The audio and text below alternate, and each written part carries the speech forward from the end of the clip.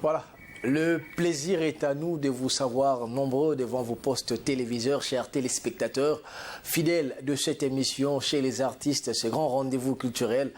Bienvenue dans cette émission et bon début de la semaine. Nous sommes aujourd'hui le 30 mai 2016. Aujourd'hui, nous sommes très heureux de vous savoir nombreux également devant vos postes téléviseurs pour suivre cette émission culturelle chez les artistes. Chez les artistes, pourquoi? Parce que nous sommes tout simplement chez les artistes. Ici, nous parlons art, nous respirons art et puis tout ce que nous faisons, tout ce que nous racontons ici a trait à l'art. D'ailleurs, aujourd'hui, nous allons avoir un artiste, oui, c'est un artiste. Pourquoi un artiste? Parce que vous allez savoir sa discipline très prochainement, tout à l'heure là. Il s'appelle Baudouin Bikoko.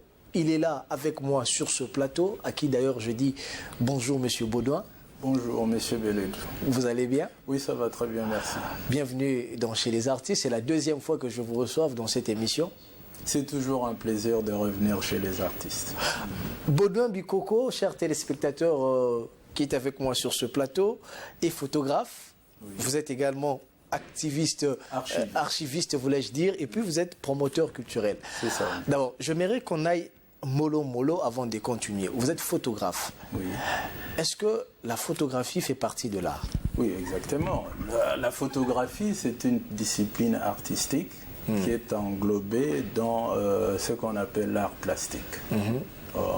Au même titre que la peinture, au même titre que la sculpture.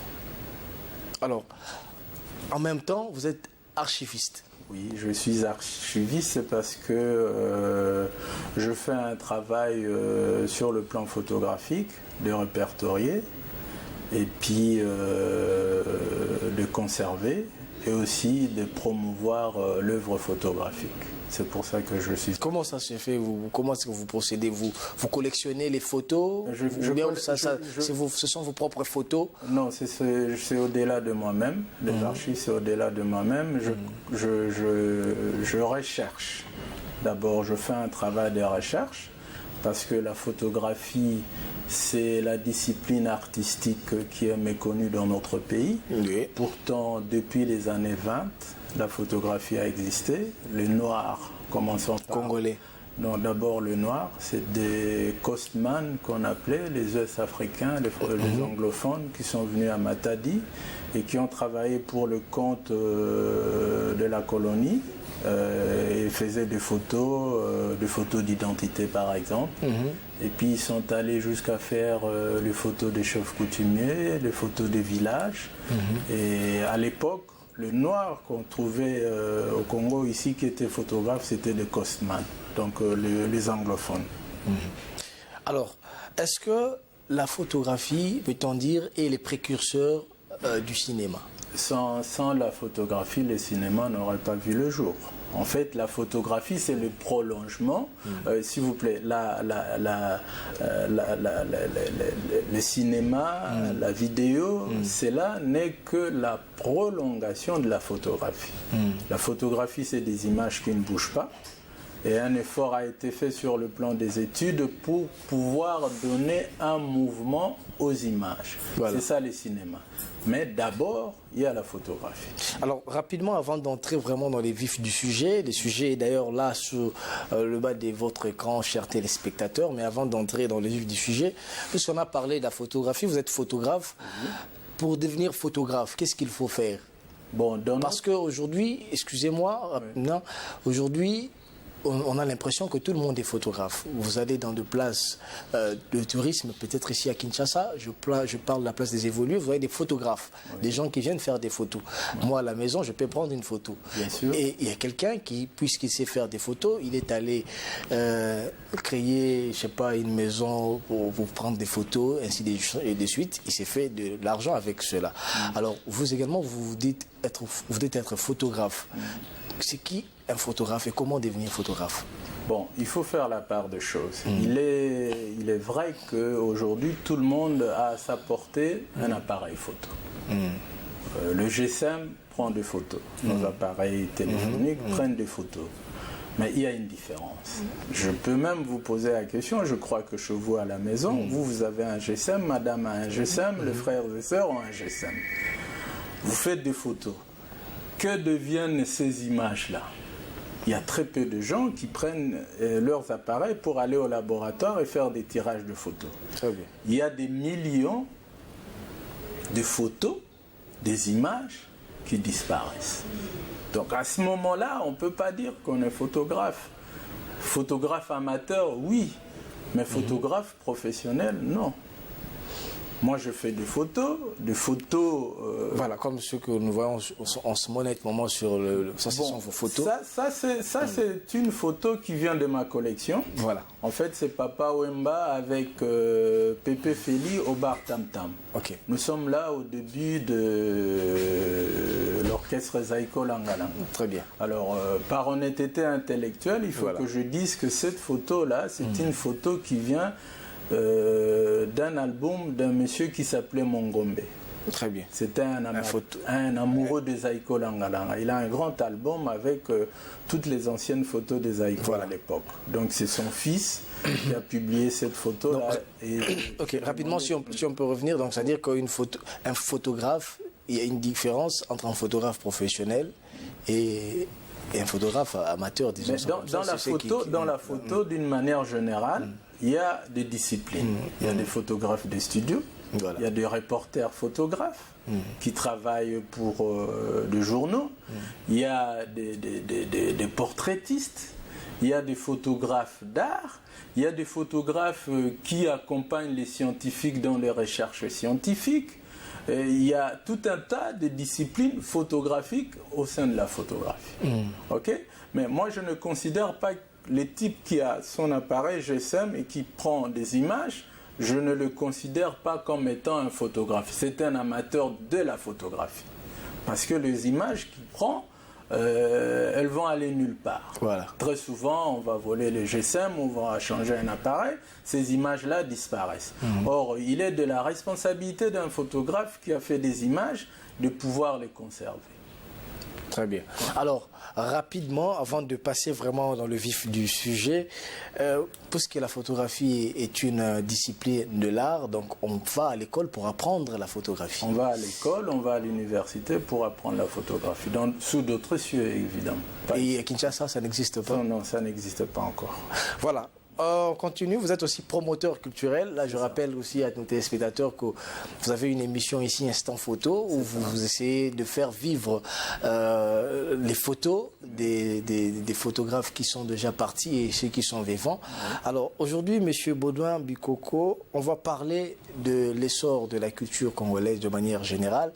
On vient d'apprendre qui vous êtes exactement. Si aujourd'hui, on considérait la culture de manière générale, congolaise comme un être humain, dans quel état de santé serait-il cet humain-là? C'est malade. C'est un être humain qui est malade, très malade. Pourquoi? On ne sait pas s'il va guérir. On ne sait pas si... C'est facile à dire comme ça, M. Baudouin, mais les téléspectateurs ont besoin de comprendre. C'est pourquoi on va essayer de l'étayer. Dans la culture, quand on parle de la culture, exactement, on voit quoi? La culture. Il faut que l'on comprenne d'abord qu'est-ce que ça veut dire la culture. La culture, c'est un ensemble de nos habitudes, d'une manière simple, pour ne pas aller dans des définitions compliquées. C'est l'ensemble de nos habitudes. Quelles sont nos habitudes? Il s'agit ici de nos danses, de nos chants, de nos contes, de l'art ancien, un masque songé, un masque chokwe, un baka, ici au Bandundu.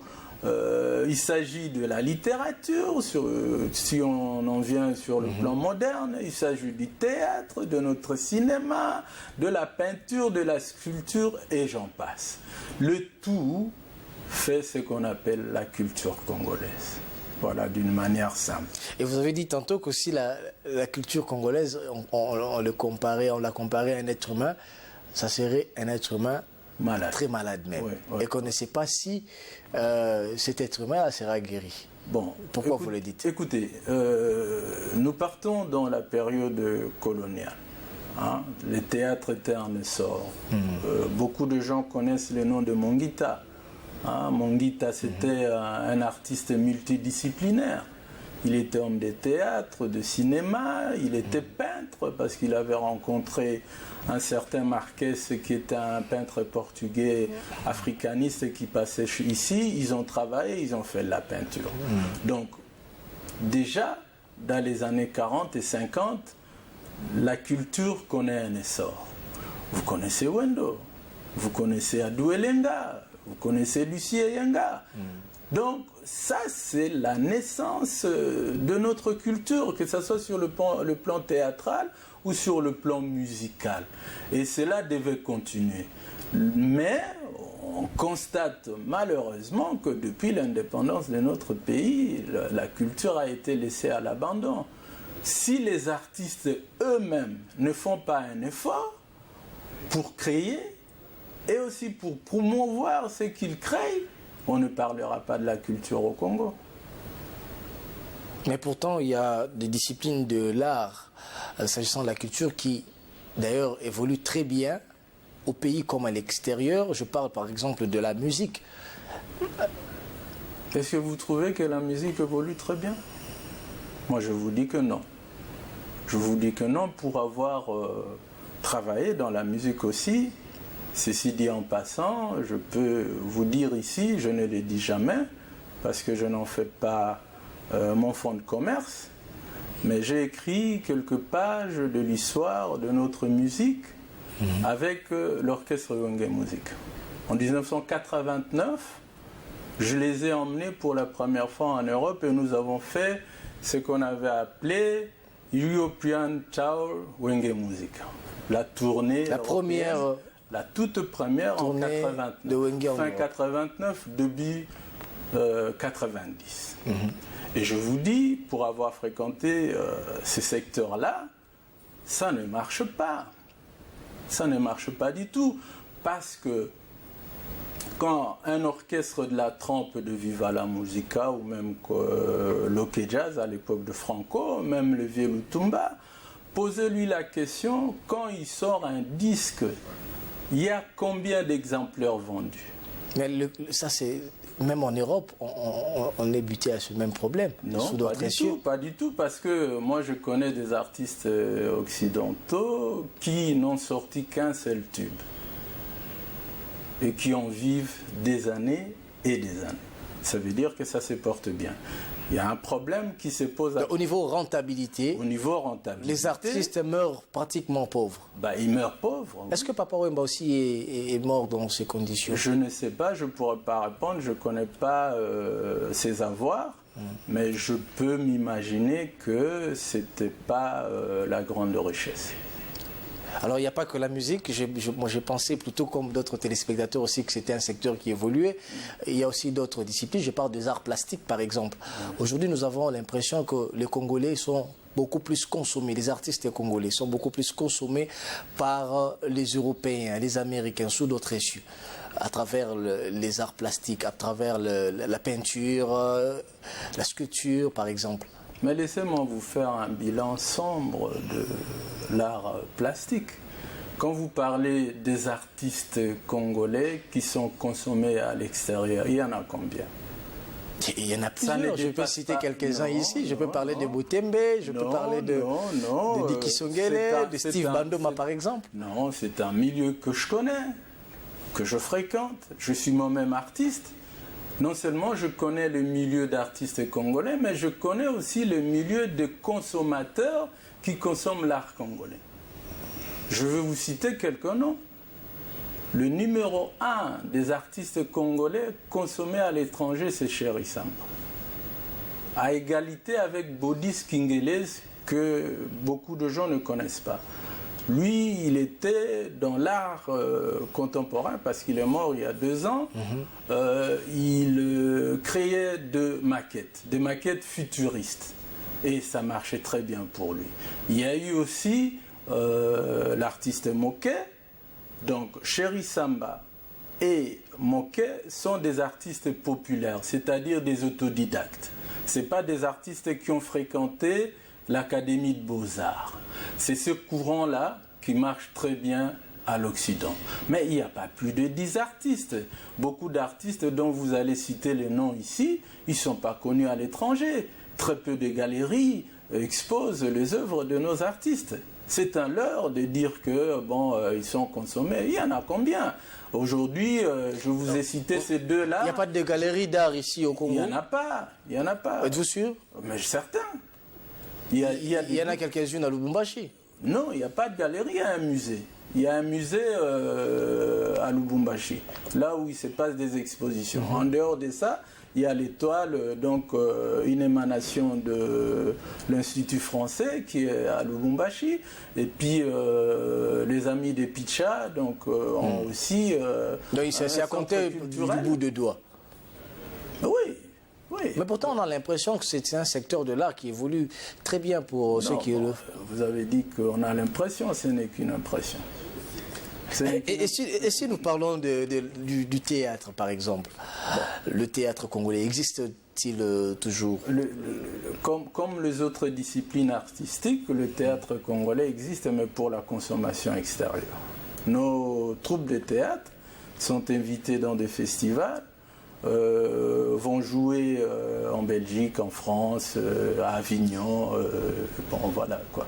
Mais ici sur place, ils se produisent aussi, mais il se pose un problème de communication. C'est-à-dire que moi je suis chez moi à la maison, comment je veux savoir qu'il y a une pièce de théâtre qui se joue à Kitambo? Voilà, on ne donne pas la possibilité aux metteurs en scène de pouvoir passer à la télévision. C'est à qui de donner la possibilité aux metteurs en scène? Mais c'est la coût des ressources, c'est la coût de l'argent. Et ces gens-là, ils n'ont comme richesse que la création. En dehors de la création, il faut qu'on vienne les épauler, on vienne les soutenir. Si on ne les soutient pas, ça ne marche pas. Le rare fois où il y a un plan de communication sur une pièce de théâtre, que c'est quand c'est joué, soit à Wallonie-Bruxelles ou à la Halle de la Gombe. Parce qu'eux, ils ont le moyen de pouvoir communiquer, d'installer des banderoles dans la ville. Mais quand ce n'est pas ces institutions-là, ça passe inaperçu. Mais pourtant, il existe une fédération nationale du théâtre. À ce que je sache, et une fédération qui essaye de rassembler et de promouvoir toutes les troupes de théâtre de la RDC, dirigée par M. Nzei Van Moussala. Oui, c'est comme je venais de vous le dire, ces gens-là sont à féliciter. Parce que sous d'autres cieux, un metteur en scène ne va pas se mettre en association pour promouvoir son travail. Il y a des producteurs qui vont venir. Il y a des salles qui sont en place pour que le troupe de théâtre vienne se produire. Voilà le rôle d'un metteur en scène. Et les comédiens, les acteurs de théâtre, ils sont là pour travailler, pour produire des pièces pour le plaisir du public.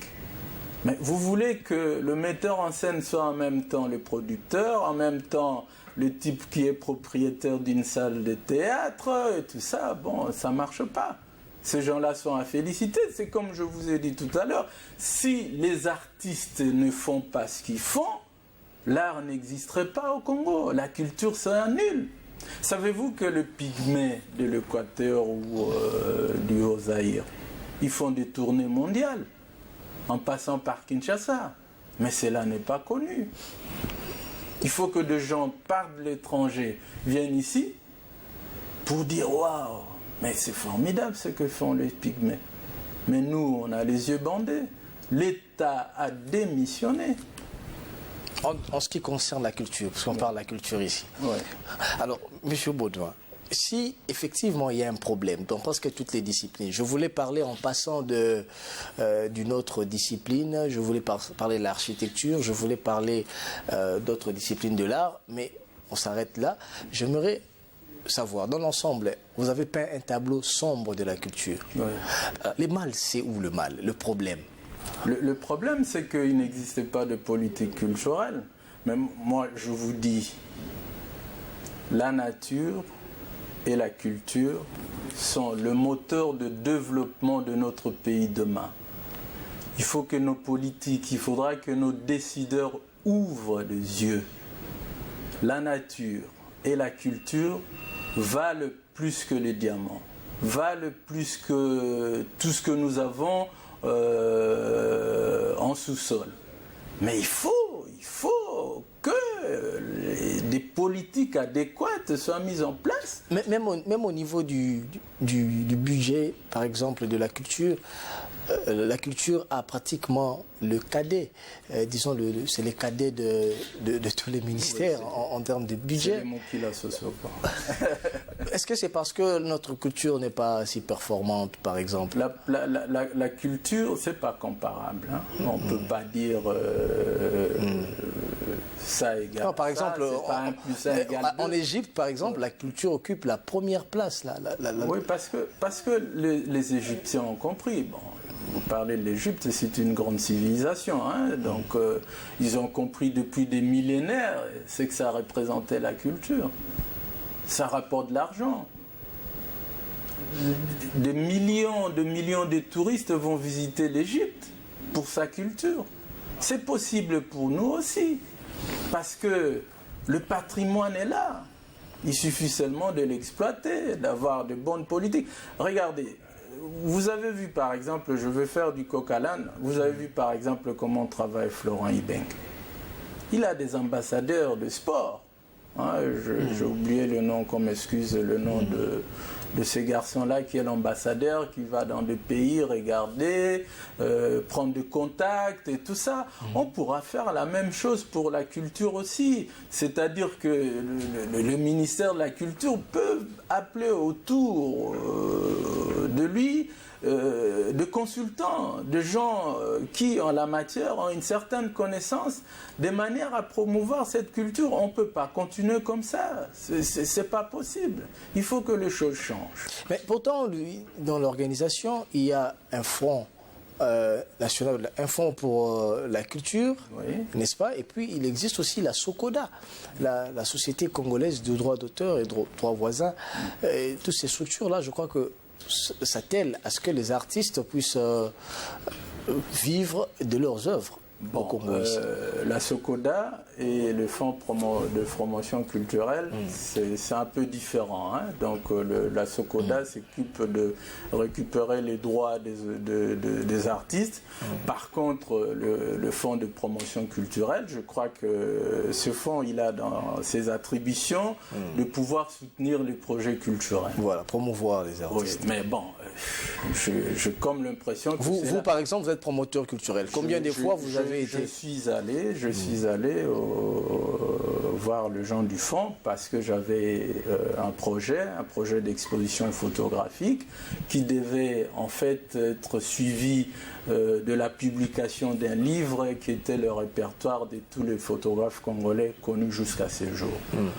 Alors bon, ils ont pris les dossiers à l'étude et puis je n'ai plus de réponse. Et quand je suis allé, ils m'ont dit qu'il fallait des garanties.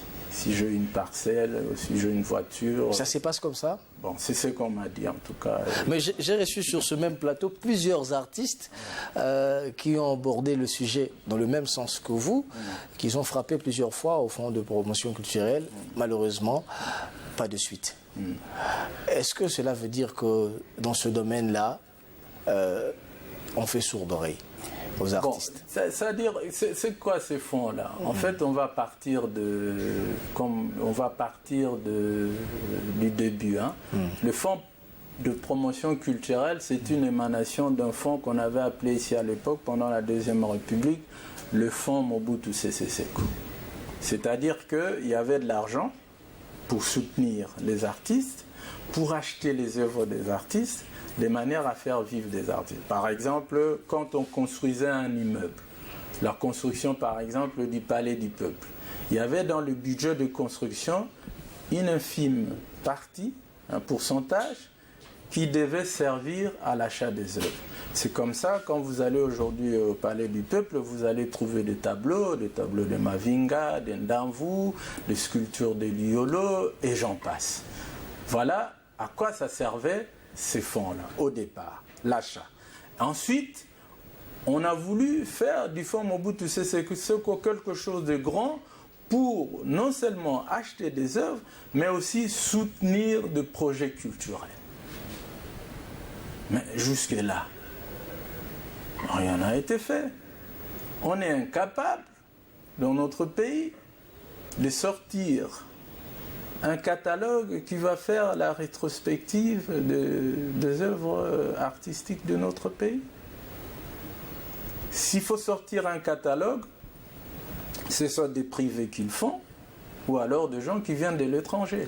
Alors, comme l'autre le disent, la culture congolaise, peut-on dire qu'elle est prise en charge par les expatriés, l'extérieur, ceux qui ne sont pas congolais, bon, disons en ça tout comme cas, ça. Parce que dans tous les domaines, on l'a évoqué ici. C'est une triste réalité, mais s'il n'y avait pas des expatriés, pareil ici au Congo, les artistes, beaucoup d'artistes ne vivraient pas. Voilà. Voilà, il s'appelle Baudouin Bikoko. Avec lui, nous sommes en train de réfléchir autour de l'essor de la culture de notre pays, la RDC. Il y a aussi un secteur qui fait partie aussi de la culture, le tourisme. Oui. Aujourd'hui, il y a beaucoup de pays, la Tunisie par exemple, qui capitalise une grande partie de son budget à travers le tourisme. Est-ce qu'il en est le cas ici en RDC ? Bon, la zone de tourisme dans notre pays, c'était l'Est. C'était Goma, Bukavu, avec les chimpanzés, les gorilles, tout ça. Bon, on se connaît la triste réalité qui fait que c'est une zone de guerre aujourd'hui. Donc là où crépitent des balles, les touristes ne viennent pas. Donc ce secteur aussi boite. Oui. Alors qu'est-ce qu'il faut rapidement, M. Baudouin, vous en tant que promoteur culturel, qu'est-ce qu'il faut pour essayer de raviver un peu cette culture ? D'abord, savoir que la culture, comme je l'ai dit, c'est un moteur de développement. Et pour qu'un moteur tourne, il faut donner à ces moteurs-là des moyens. Il faut le carburant, il faut des pièces neuves, c'est ça qu'il faut. Notre gouvernement, l'État congolais, doit mettre des moyens. D'abord, de ressources humaines. Comment procéder exactement ? Une politique culturelle, voulez-vous ? Une politique culturelle consisterait, par exemple, à recenser les hommes des cultures. Les gens qui ont des projets sérieux. Ils sont légions. Oh, il y en a beaucoup. Il y en a beaucoup.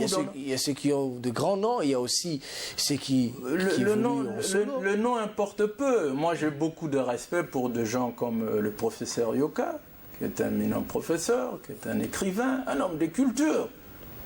C'est des gens à qui l'on peut donner des responsabilités dans ces pays pour la bonne marche de notre pays. Mais pourtant, les ministères de la Culture, paix à son âme, le ministre Banza, était tenu par un grand culturel, M. Banza Moukalai.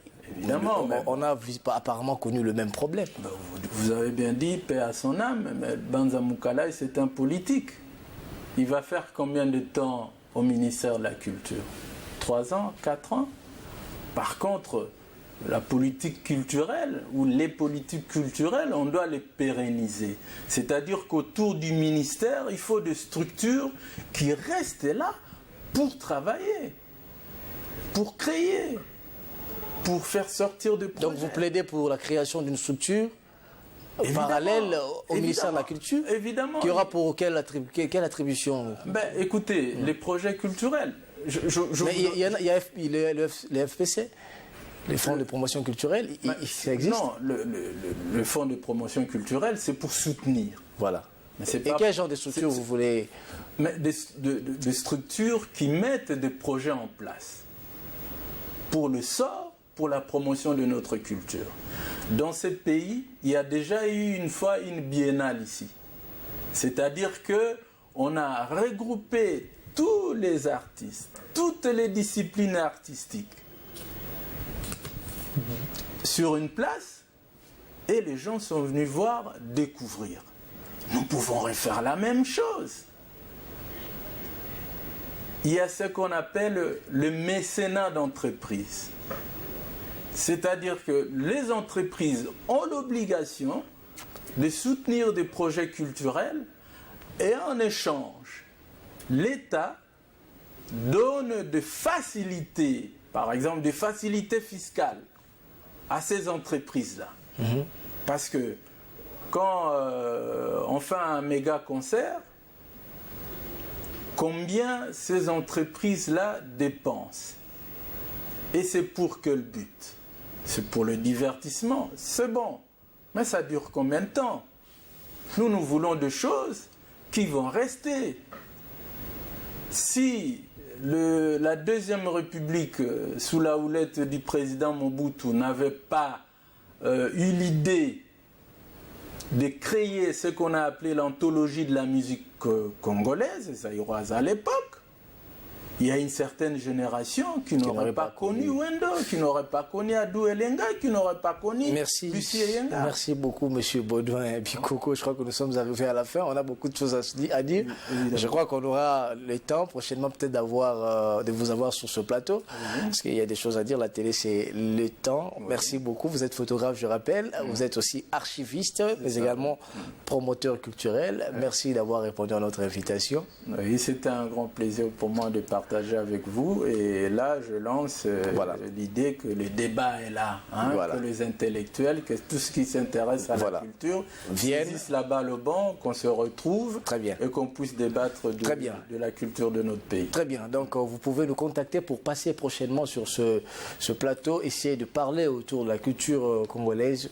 Vous êtes libre. Tout simplement, appelez-nous au numéro qui s'affiche au bas de l'écran. Merci à l'équipe technique qui m'a accompagné, Freddy Kipimo, merci à Jacques Piana et à Alain Bolikango, et à vous tous qui nous avez suivis. Merci pour votre confiance et fidélité à cette émission. On se retrouve les vendredis pour la rediffusion de cette émission et les lundis avec un nouvel invité et avec le même plaisir. Au revoir.